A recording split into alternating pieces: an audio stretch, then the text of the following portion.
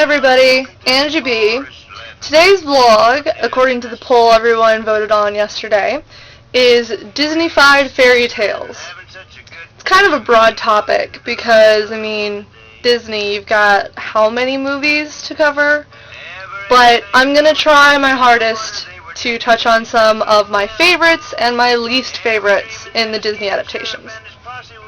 Now, I like Disney movies. I grew up watching Disney movies like every single other person that's been born in the past 30 years.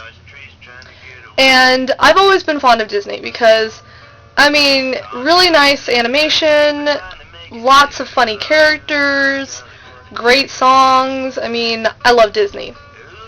But I also grew up reading all of the Grimm's fairy tales and the Andersen fairy tales and J.M. Barrie's Peter Pan and all of the French versions of Beauty and the Beast.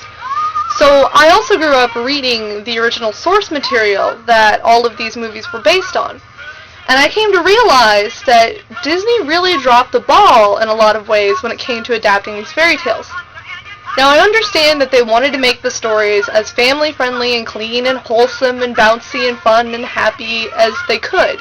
So I understand their motivation and their reasoning behind sanitizing all of the stories. But I feel like Disney and all of the people that contributed to the movies really missed out on one of the biggest things about fairy tales. And they're supposed to be cautionary tales. They're supposed to have morals to them. They're supposed to have warnings about the dangers of being greedy and horrible to people. And yeah, Disney films have morals to them, but they're very black and white, cut and dried morals. They take out all of the violence, all of the questionable situations and characters, and they make everyone either a straight villain or a straight hero. And yeah, a lot of fairy tales have that too.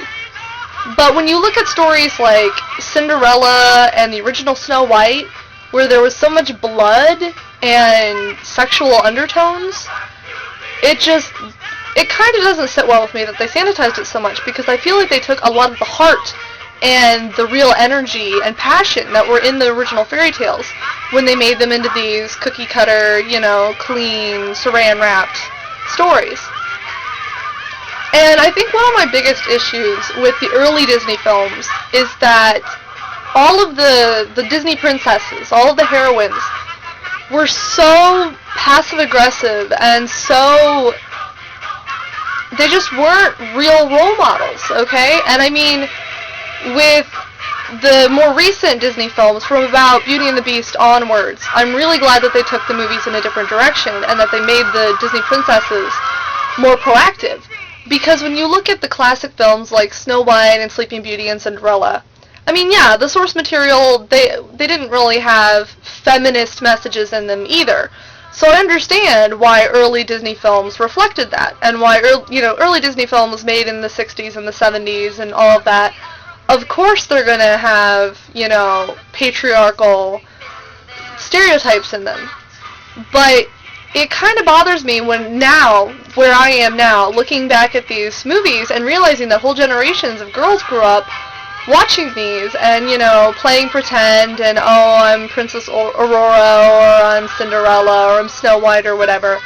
And it's not exactly like their role models. It's the same way that I have an issue with Twilight and Bella, because the main characters, the main female protagonists, are not admirable, really. They just lie around and wait for a man to come save them. And I understand that those movies, they're a reflection of the time and they're a reflection of the source material.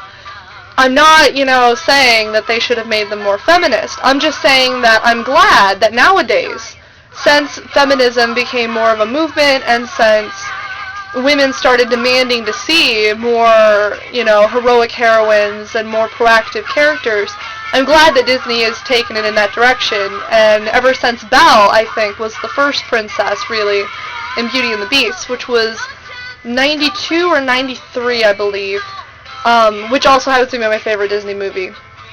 I'm really glad that all the Disney princesses since Belle have really been more positive, active agents in their own lives. I mean, yeah, they still get rescued by the princes and all that, but they're sassier, they actually help, they're more intelligent and outspoken and free-thinking, and I really like that about the more contemporary Disney films.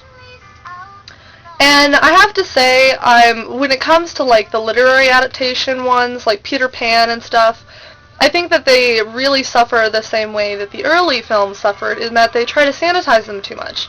And they take away a lot of the stuff that made the original source material so rich and so interesting. And when you look at stuff like Peter Pan, I mean, that's a really, really bittersweet, heavy story. I mean, you look at it, and Peter himself, he's not a really admirable character in a lot of ways, because he's very selfish, and he refuses to grow up, and so of course he's going to be selfish and very immature. But there's also the sadness with Peter, because everyone who he ever cares about, all the Lost Boys, Wendy, everybody else, they'll all leave him eventually. And so it's a really heavy story about loneliness and about being left behind because you refuse to move with the times. And in the film, they didn't even touch on it. And it made me kind of sad, because that, for me, is what Peter Pan is really all about. It's about the loneliness that comes with staying stagnant, and the whole issue of immaturity, and how, yeah, growing older, it is sad, and you do hate it sometimes, because a lot of people, I mean, me included, it would be so perfect to just stay a child forever, but that's the message of Peter Pan, is that life is bittersweet, and no matter what, you have to either move with the times or you have to risk being left behind by everybody. So, Disney films, for me, I mean, they're fun, and they're bouncy, and they're colorful, and I love the music in them, and I love the characters, but in a lot of ways, I feel like they're lacking in comparison to the original fairy tales and the original books. And so, that's really my views on Disney. I mean, some Disney movies I like better than others. I think the more contemporary Disney films are better. Beauty and the Beast, I love Aladdin, in large part because the villain is awesome. Colleen agrees with me, I know. And I love Lilo and Stitch a lot, in large part because it's just such a fun movie, and it was like a fresh story, a fresh, idea coming from... When you look at a lot of animated films and a lot of films that deal with, mythology or fairy tales, a lot of them feel overdone. But I really like Lilo and Stitch because it was a new, fresh, original take. It's like, oh, let's have an alien, and let's have the princess be, 7-year-old Hawaiian girl, and let's have the culture, let's have Elvis music, and I love Lilo and Stitch is by far one of the cutest characters that has ever come out of Disney. I know I could go on quite a bit more about Disney and about my favorite movies, but don't really think I have time in this video, and I really just wanted to put it out there about what I like and don't like about Disney films. So, I hope you guys have enjoyed this vlog. Apologies if it was boring or slightly rambly. Hope you guys all have a good day. Check you later.